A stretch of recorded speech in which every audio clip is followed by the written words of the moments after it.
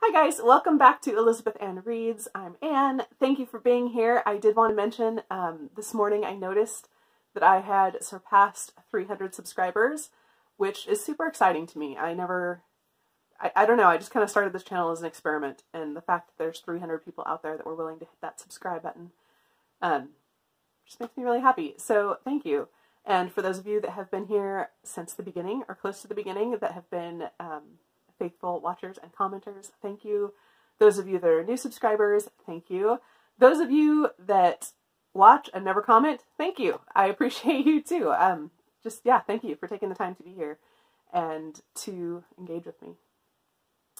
So today we are doing a book haul.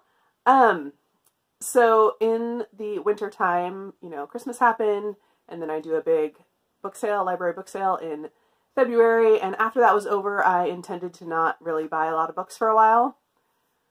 But, you know, life has happened in the last 3 months, and I bought a lot of books. So we're calling this a spring book haul because it's everything from March, April, May, and even the very beginning of June. So, spring book haul. But I think I have just over 50 books that I have acquired in the last 3 months that I want to share with you. So this will be pretty quick, just going through titles. I won't tell you much, if anything, about the books.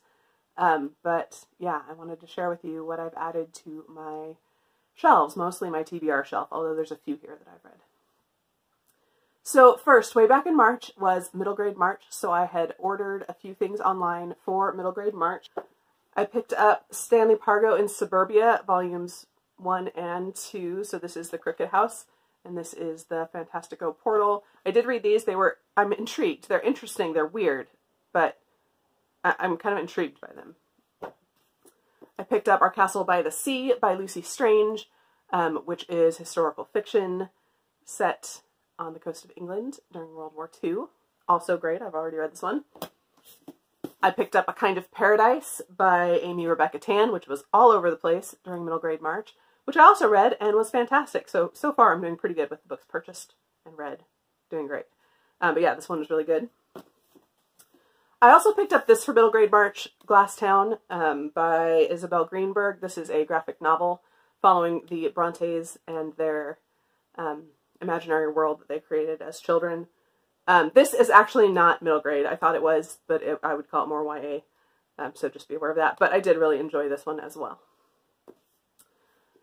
Then I picked up a couple other things just along the way in the last few months. One is The Night of Wishes by Michael Ende. Michael Ende wrote The Never-Ending Story, as well as another novel called Momo, which I read both of those and really love them. As far as I can tell, this is the only other novel of his that has been translated to English. So I picked this one up. I haven't had a chance to read it yet, but I'm really looking forward to getting to it.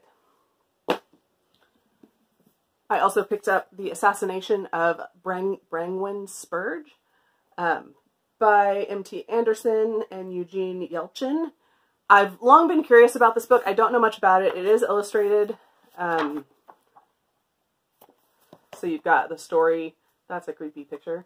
But you've got, you know, half the story in words and half in pictures. Probably not half, but yeah, you get it. Anyway, and I haven't read this one yet either, but I've long been kind of intrigued by it, so I went ahead and picked it up. Then in April, I picked up a few books for Dewey's 24-hour readathon. I ordered The Faceless Old Woman Who Secretly Lives in Your Home by Joseph Fink and Jeffrey Craner. This is a Welcome to Night Vale novel, the newest one. And yeah, it was good. I also picked up The Passengers by John Mars, which is a thriller, kind of a sci-fi techno thriller that I read during 24-hour readathon and really enjoyed. I also picked up The One by John Mars. I have read this one before, I just didn't have a copy, so when I was picking up The Passengers, I thought I would get this one as well, just so I had a copy. These next two books I did order for the 24-hour readathon, but they did not come in time, because, you know, shipping was slow. And that is I, Coriander by Sally Gardner, which I haven't read yet. And this was Our Pact by Ryan Andrews, which is a graphic novel, and which I have read and really, really enjoyed. Then I received a few things as gifts or that were given to me. The first couple are part of a book club that I'm part of, and that is The Shadow of What Was Lost by James Islington.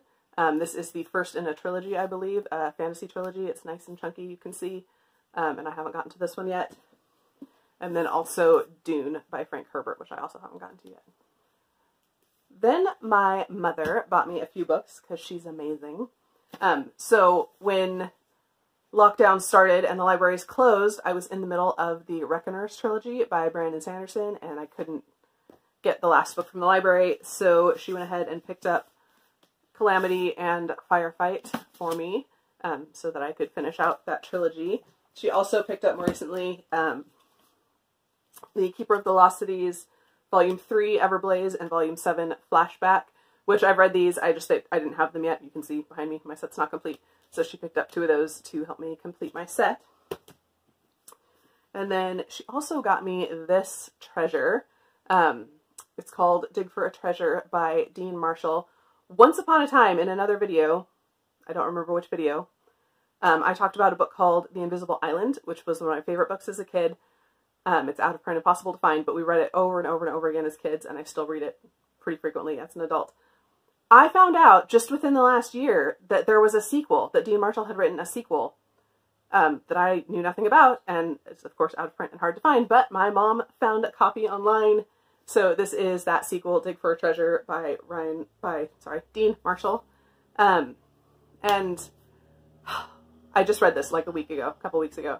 It was so good. It's like, it was one of the most cozy, magical reading experiences I've ever had. It's like if you discovered that there was another Narnia book that you didn't know about, and like got to read it for the first time as an adult, but it's the same writing style, it's the same characters, it's the same place you love. It's just more of it. And it was amazing. It was so much fun to be able to read the story. So thanks, Mom. Okay. So I mentioned the Reckoners trilogy because in February, beginning of March, I was just entering my Brandon Sanderson phase. So then the library shut down and I was worried because I couldn't get any more Brandon Sanderson from the library. So I ordered some, and then I ordered some more, and then I ordered some more. So I pretty much bought all the Brandon Sanderson.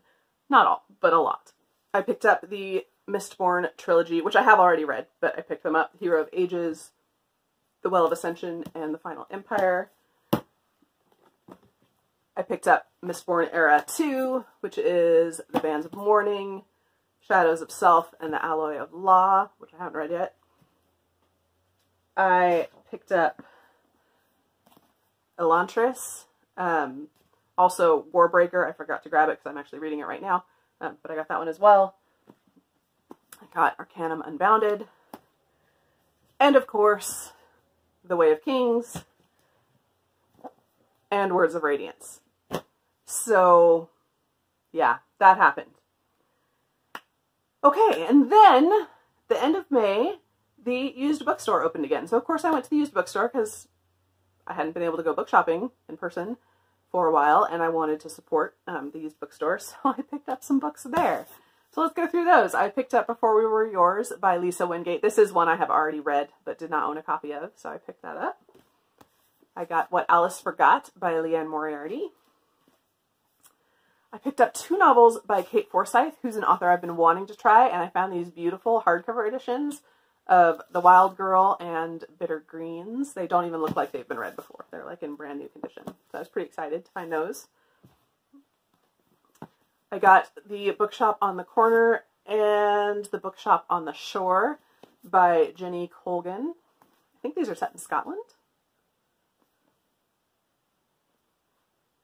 Yeah, Bookshop in Scotland, which sounds cozy and amazing. I found a copy of I Captured the Castle, which I'm excited about because I'm joining in the read-along, excuse me, that's happening next week, I believe, of I Capture the Castle. I'll link those channels down below. I got Blindness by Jose Saramago, as well as the sequel, Seeing. I believe these are like a future dystopian, maybe, or a post-apocalyptic type something. Rook by Sharon Cameron, which I don't remember anything about, but I know I've heard about it, and something about it intrigued me because I put it on my TBR, my Goodreads TBR. So, picked up that. And I found this beautiful hardcover edition of Lorna Doone, which again, I've never read, but this is a Folio Society edition. So if you watched my classics tag last week, I mentioned the Folio Society editions, and this one it's got the little mark on there. So this is the Folio Society edition of Lorna Doone, which I paid $7.50 for, and I'm pretty excited about that. All right, and then lastly, we're getting there. Lastly, I put it in order to Book Outlet, so I have, I think, 11 books from Book Outlet to show you. Some of these are things that had already been on my radar. Some of them I saw on Amanda's channel, The Curly Reader. She did a Book Outlet haul, and some of those intrigued me as well, so I stuck a few of those in my cart too. So it's kind of a mix of those two things.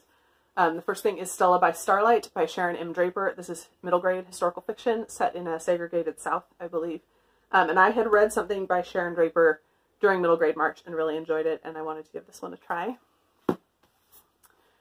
Lisa Genova, Every Note Played. This, I believe, has to do with a piano player, a pianist, who becomes ill and loses the ability to play, I believe, and it's kind of following that journey.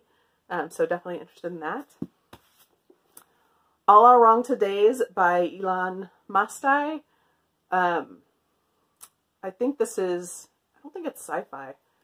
I can't remember, but it's something with technology or future or alternate realities maybe. I can't remember. But it had been kind of on my radar of things I was interested in. The Dream Daughter by Diane Chamberlain. Krista over at Books and Jams just recently read this and was raving about it. And I was very intrigued by the description, so I went ahead and picked that up. Partials by Dan Wells. Someone mentioned this, I don't remember who. Or maybe I read it in a blog somewhere, I can't remember. But this is a dystopian, the first in a trilogy, I believe. In Darkling Wood, this is one of the ones I heard about from Amanda, and this is something about middle grade and fantasy and someone being sick or recovering from something, and woods with mysteries in them. I don't know, but it's a beautiful cover. Another from Amanda's list. This is Spare and Found Parts by Sarah Maria Griffin. This, I believe, is a science fiction about robots, like AI. And I think this one's middle grade as well. Some Kind of Happiness by Claire Legrand had been on my middle grade March TBR and just I hadn't gotten to it. And this, again, is middle grade, obviously.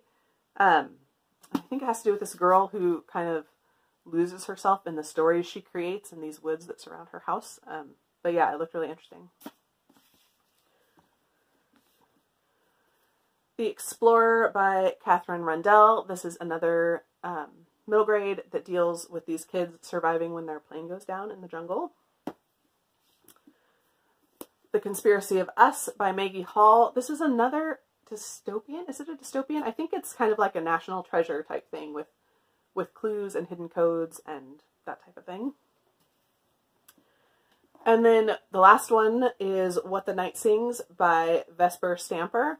And this is a historical fiction. It's not a graphic novel necessarily, but it has lots of illustrations in it. Just throughout. And yeah, I don't really know what the setting is other than World War II.